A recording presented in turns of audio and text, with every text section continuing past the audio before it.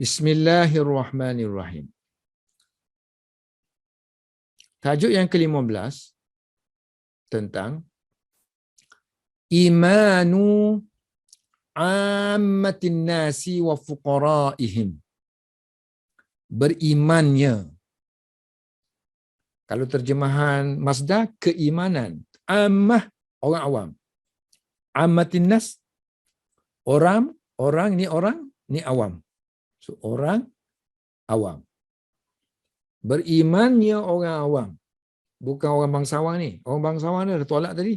Mereka dah tolak. Nabi Isa berpaling kepada orang-orang yang biasa sahaja. So, orang awam dan juga yang miskin-miskin. Fuqaraihim. Dan golongan yang miskin di kalangan orang awam. Atau orang miskin di kalangan manusia. Walamma. Dan apabila. Ya Isa. Ya Isa kena pakai min. Kecewa sini. Sini dengan. Min tu dengan. Kecewa dengan. Bahasa Melayu, kecewa dengan. So, apabila Nabi Isa alaihissalam kecewa dengan mereka, dengan golongan bangsawan, wasyahada, dan apabila dia melihat, menyaksikan. Syahada yusyahidu, menyaksikan. Fihin, pada orang-orang bangsawan ni, menyaksikan kedegilan mereka. Inat, kedegilan ini maf'ulun bih. Dan juga menyaksikan kekufuran mereka. Kekufuran artinya penolakan. Kufur tu makna tolak. Menafikan, menolak. Menolak untuk beriman. Menolak Allah, menolak Injil, menolak malaikat, menolak keadilan dan sebagainya. Wara'a, dan dia melihat juga, ni kan walamma ya Isa, walamma syahida, walamma ra'a, 3 dah. Bila dia kecewa dengan mereka, bila dia menyaksikan kedegilan mereka, bila dia ra'a annahum, bila Isa melihat annahum, bahawa mereka yang bangsawan itu qad jahadu, telah menolak. Jahada sama dengan kufur. Qad jahadu, mereka telah menolak. Pakai B kan, mengingkari, menolak. Jahada pakai B, menolak. Kalau kita tahu maknanya verb ni, fi'il ni dia pakai huruf jar apa, so huruf jar tu jangan lagi kita terjemah tau. Kalau tak perlu terjemah, jangan lagi terjemah. Macam ni bahasa Melayu kita pun pakai. Kecewa pakai dengan. So kalau bahasa Melayu menolak tak perlu menolak dengan, tak perlu kan. Menolak apa benda? Menolak kekufuran, menolak kan. So sini menolak B tak perlu lagi terjemah dah. So ma tadi. So bila dia melihat bahawa mereka telah menolak ma ja'a bihi, apa yang dia datang dengannya, artinya apa yang dia bawa kan. Selalu kita jumpa ja'a pakai bi, artinya bawa kan. So apa yang dia bawa, apa yang dia bawa. So nya tak perlu tulis lagi dah. Apa yang dia bawanya. So nya tu tak perlu terjemah sebab itu grammar, masalah grammar bahasa Arab. So bahasa Arab bila adanya allazi, isim mausul, dia nak kena ada a'id. Nak kena ada dhamir yang kembali kepada allazi. So kalau kita ngaji pondok tu sebab dia nak tahu grammar tu. Maknanya allazi nak kena ada dhamir. So dia carilah dhamir tu nya kat mana tu kan. Tapi dalam terjemahan moden tu kita nak alih bahasa. Konten ni nak cerita tentang apa? Ayat ni nak cerita tentang apa supaya kita faham kisah tu, bukannya grammar dia. So Nabi Isa melihat bahawa mereka qad jahadu, telah menolak ma ja'a bihi, apa yang dia bawa. Tengok. Apa yang dia bawakan, saya dah kata tadi kan. Apa sebut saja apa yang. So mesti ada means tu.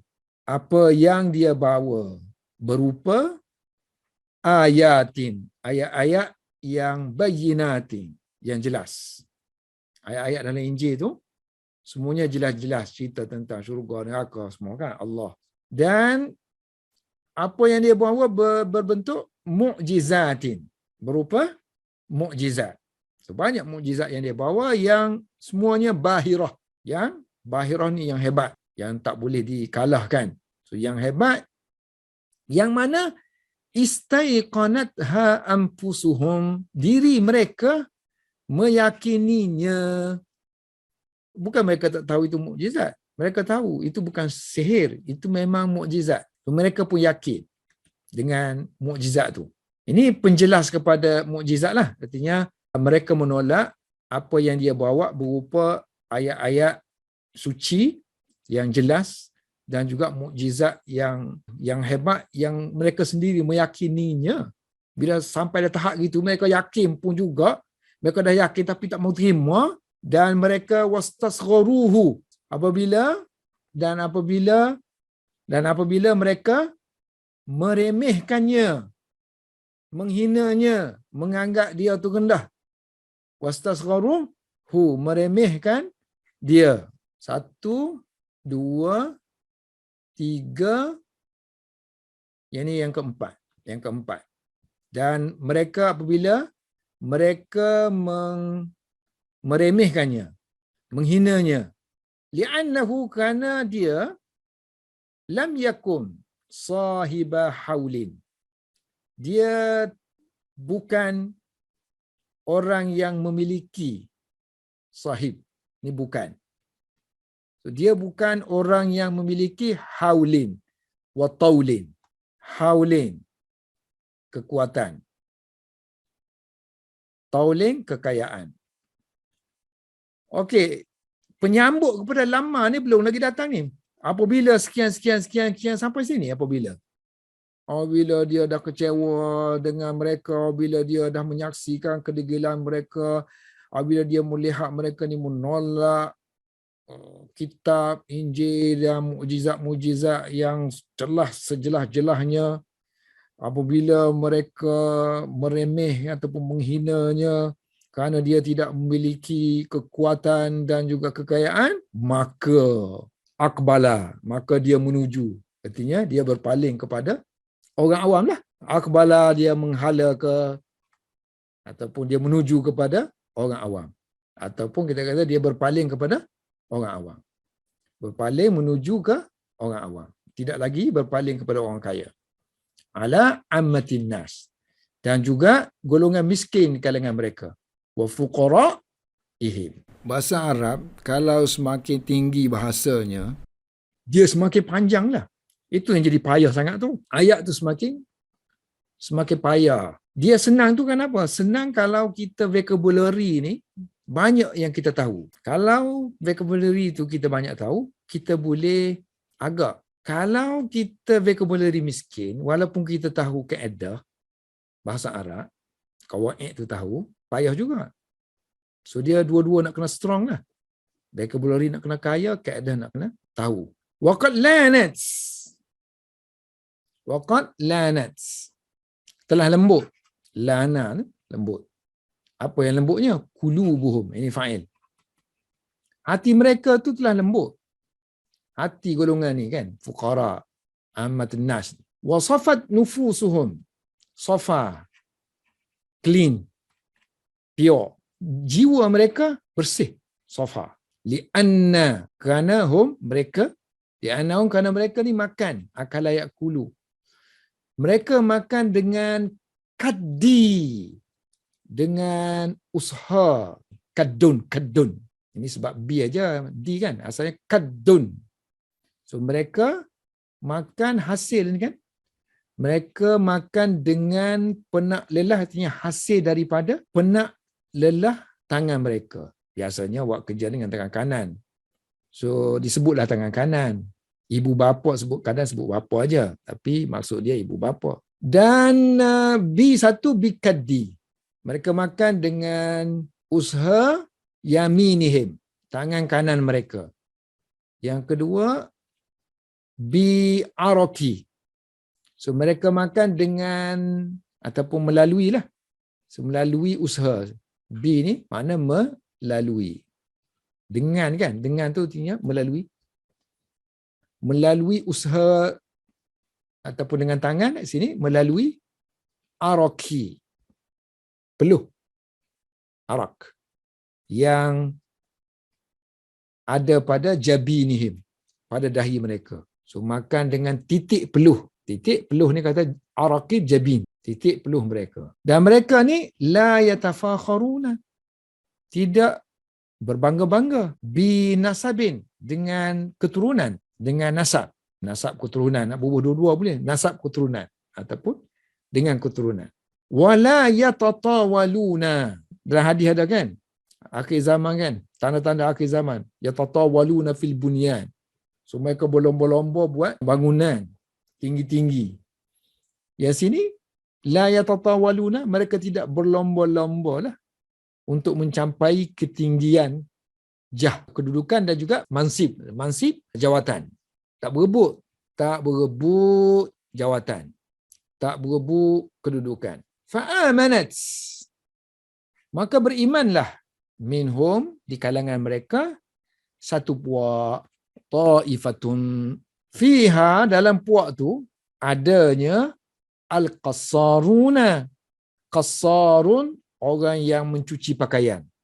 Zaman dahulu mencuci pakaian ni orang kata miskin, golongan miskin. Kita ni ada B40, kalau di India tu entah BB apa lagi ada kan.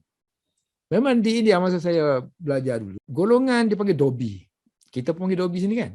Sana dobi ni ialah pekerjaan kelas kaum yang tertentu. Di kampung saya mengaji itulah. So dia orang akan datang daripada rumah ke rumah tu, bilik ke bilik. Kita pelajar ni ada bilik. Bilik-bilik dia mari ketuk, pujuk kita supaya memberikan pakaian kat dia, kira tender lah. Dia akan mari ambil baju dan basuh. Nanti dia mari ambil baju dan dia mari hantar. Siap dengan iron apa semua. Ini satu kasta. Satu kasta rendah lah di society India. Termasuklah dalam kasta orang Islam sendiri. Bukan kasta agama, kasta sosial. Ini pun zaman dulu gambaran ni. Iaitu fiha, dalam tu ada golongan yang rendah pekerjaannya, iaitu al-qassarun atau tukang dobi. Sebab dobi ni dia dobi di sungai. Dia pukul-pukul baju kita tu kan. Pukul di atas batu. Kemudian kalau di kampung kami tu buat di rumah, pijak-pijak lu, pijak dengan kaki. Dan pilihan ustaz tu. Wa fiha, dan di kalangan mereka dalam taifah tu, kumpulan tu adanya mereka yang jadi nelayan. Dia panggil sayyaduna. Pemburu. Asal makna lafzi dia pemburu. Pemburu ikan. Kalau bahasa kita penangkap ikan, ataupun ringkas lagi nelayan. Di kalangan mereka adanya sayyadu, penangkap ikan. Al-asma. Ini pun kelas yang rendah. Bukannya golongan yang duduk dalam istana-istana. Wa fiha, dan di dalam taifah yang beriman itu ada lagi ahlu golongan yang al-hiraf wal mihan.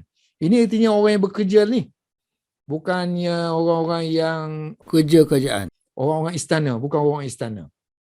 Hiraf, pekerjaan. Mihan, pekerjaan. Seperti pandai dalam pembuatan sesuatu. Hiraf wal mihan. Artinya orang yang bekerja bukan orang yang duduk dalam istana. Bukannya orang-orang istana yang makan gaji dengan istana dak. Dia memang bekerja dengan titik peluh. Dinamakan golongan hiraf wal mihan. Ini guna tenaga lah. Dan skill, kemahiran. Ini memang lafaz ni memang digunakan dalam bahasa Arab untuk menunjukkan mereka yang bekerja mencari makan. Contoh penggunaannya dalam kitab. Ni, kama yanwihi an-najjaru wal fallahu wa ghairuhuma min ahli al-hiraf wal mihan. Ni hadis mengenai niat. Innamal a'malu binniyat. So niat untuk saling tolong-menolong untuk buat perkara baik dan juga takwa kan sesama kaum muslimin. Sebagaimana dia kata diniatkan oleh orang-orang yang kerja dia tukang kayu, peladang, petani, dan selain daripada mereka min ahlil hiraf wal mihan, iaitu di kalangan mereka yang golongan yang bekerja, bukannya orang-orang yang bekerja di pejabat istana dan sebagainya. Habis dah. Wallahu a'lam bis-shawab.